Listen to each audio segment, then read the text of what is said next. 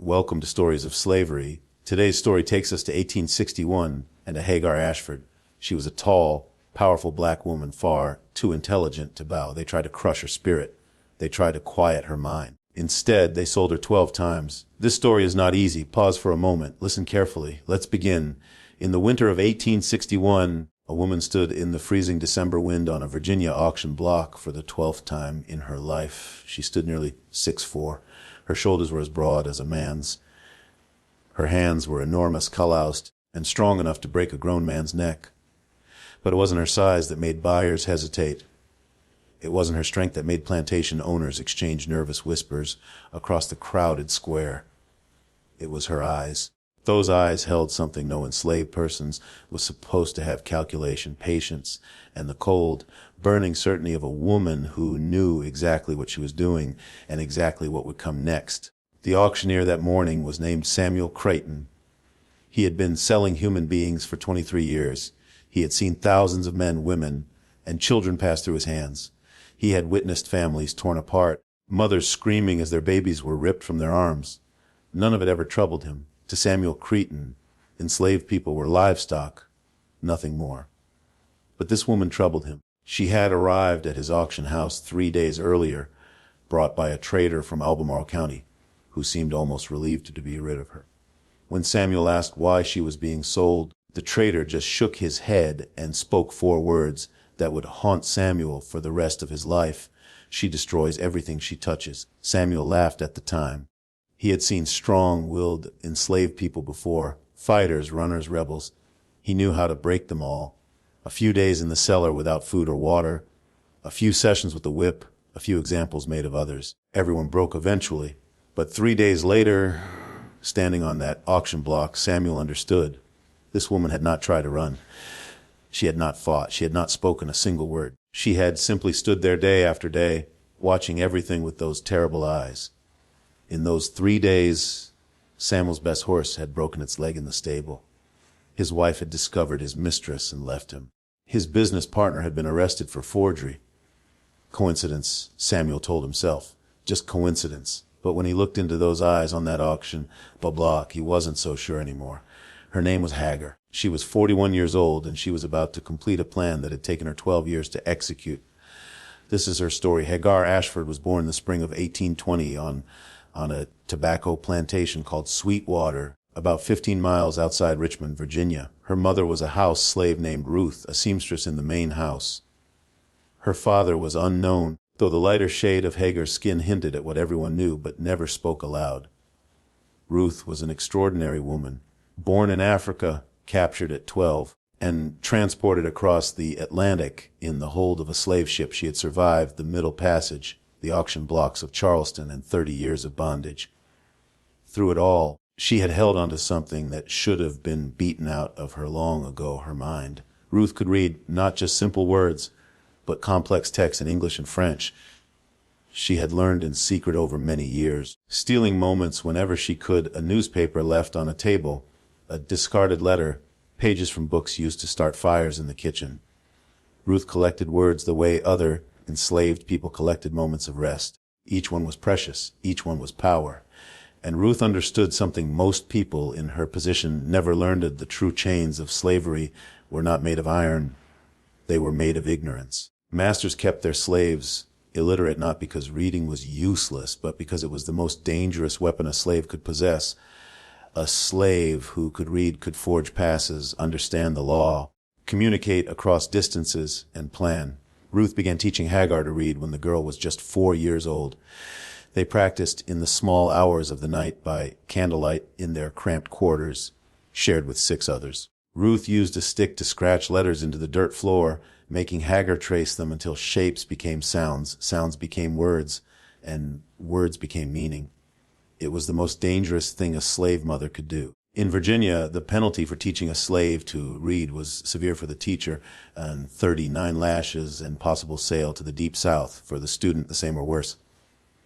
But Ruth did it anyway, because she knew that knowledge was the only inheritance she could give her daughter. The masters could take everything else: her body, her labor, her dignity, but not what was inside her mind. By age 7, Hagar could read better than most white children in the county. By 10, she had devoured every book she could find. By 12, she had discovered the library. The master of Sweetwater was a man named Charles Ashford, a wealthy tobacco planter with over 200 slaves in one of the finest private libraries in Virginia, over 3,000 volumes of philosophy, history, law, mathematics, and science. Charles Ashford was proud of his library. Considering himself an educated gentleman of culture and refinement, he had no idea that his most valuable possession was being systematically consumed by a 12-year-old slave girl. She was chosen for this task because of her size and strength, which allowed her to move heavy furniture and reach high shelves.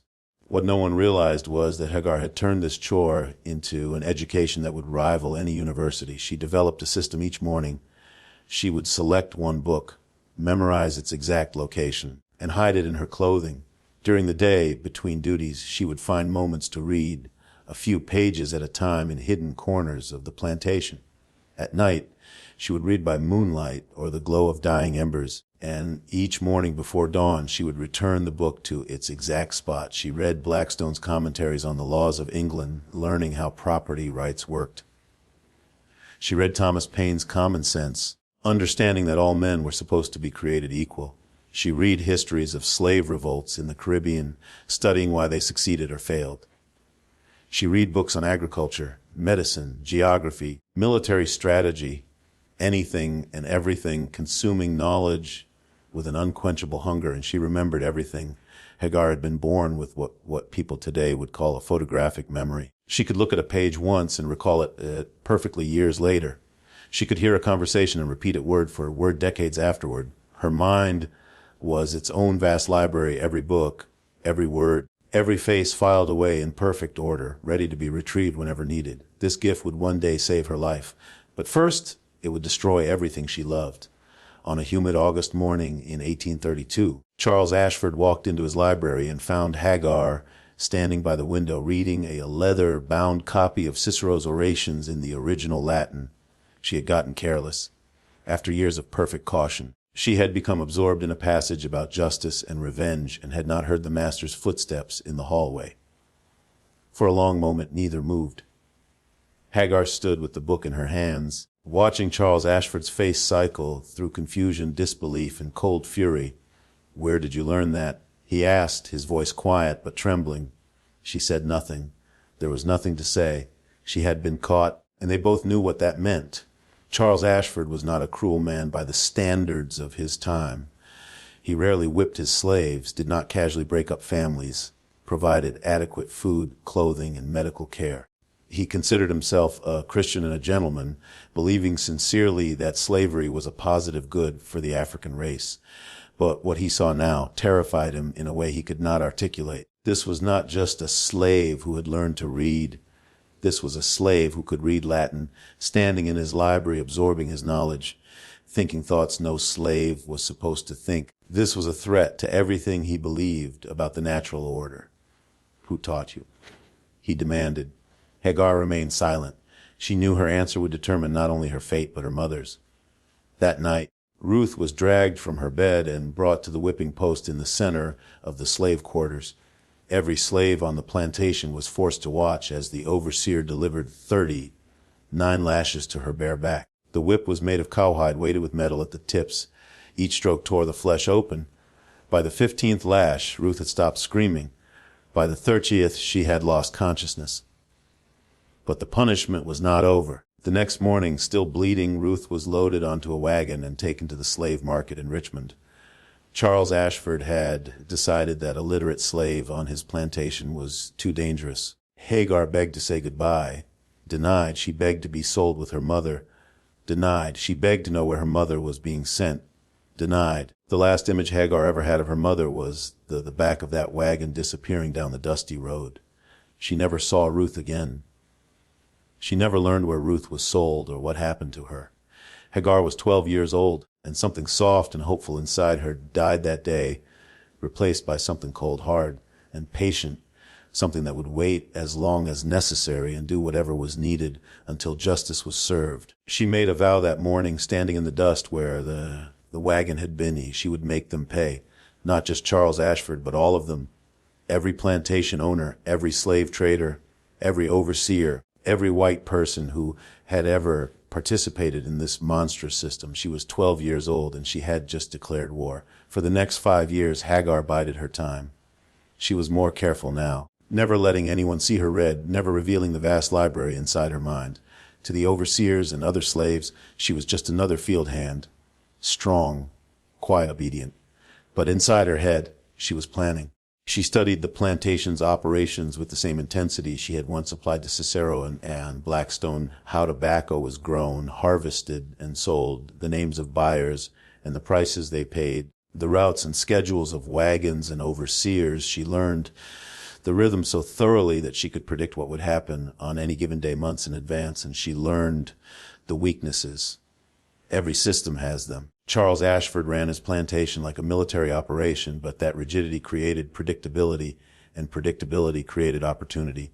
In 1837, when Hagar was 17, Charles Ashford decided to expand by purchasing a neighboring plantation called Willow Creek. The acquisition required a significant loan from a Richmond bank, and the loan documents were kept in a locked drawer in Charles Ashford's study.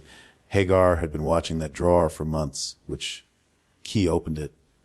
Where that key was kept? What hours the study was empty? One night in October, while the household slept, she made her move. She took nothing that would be noticed immediately.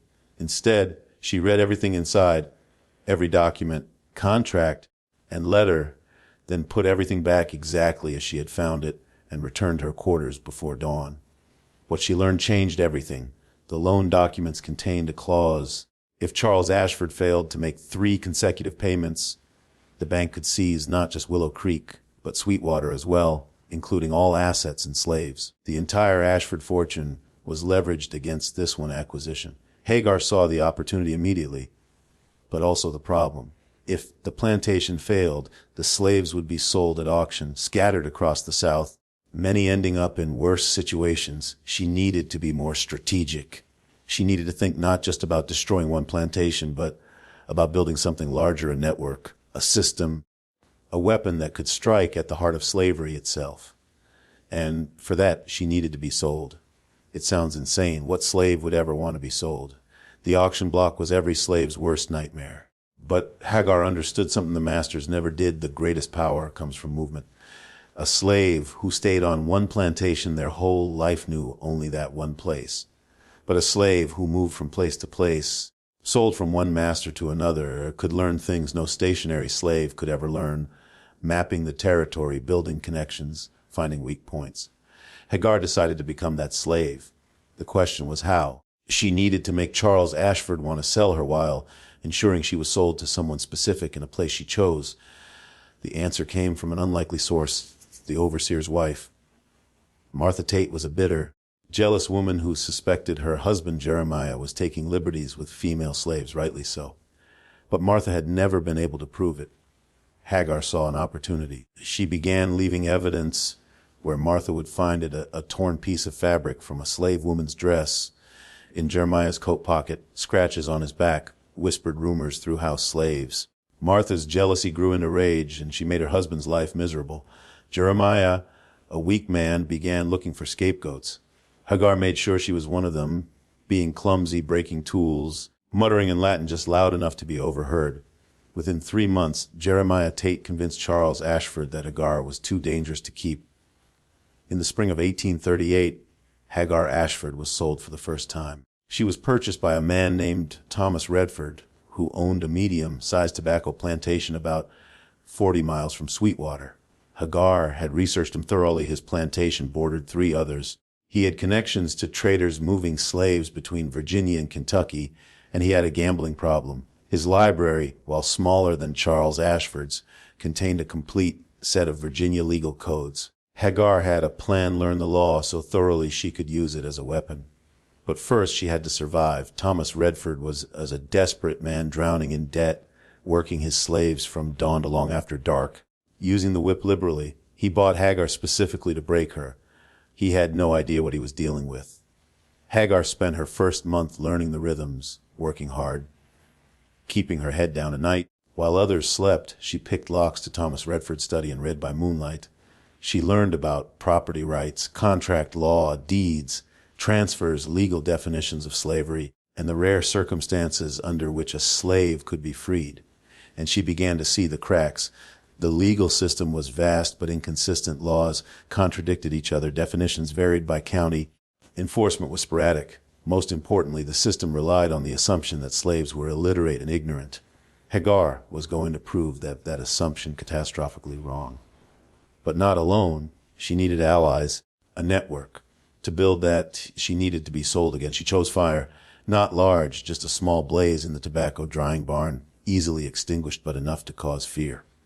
Within a week, she was sold again. This time to a slave trader named Marcus Webb, who planned to take her south to Alabama. But Hagar had no intention of going there. She had discovered Marcus Webb's secret. He was illiterate. On the second night of the journey, while the other slaves were chained and Marcus slept, Hagar worked herself out of her chains, put a stolen knife to his throat, and said quietly, "I know you can't read. If your partners find out, you'll be ruined. You're going to sell me to a man named William Garrett in Henrico County. You'll tell him I'm strong and obedient. In exchange, I won't tell anyone your secret. Do we have a deal?" Marcus Webb nodded frantically. William Garrett was not a random choice. He was Charles Ashford's cousin, had helped arrange the sale of Ruth to the Deep South, and his plantation was a hub connecting a dozen of the largest slave-owning families in Virginia.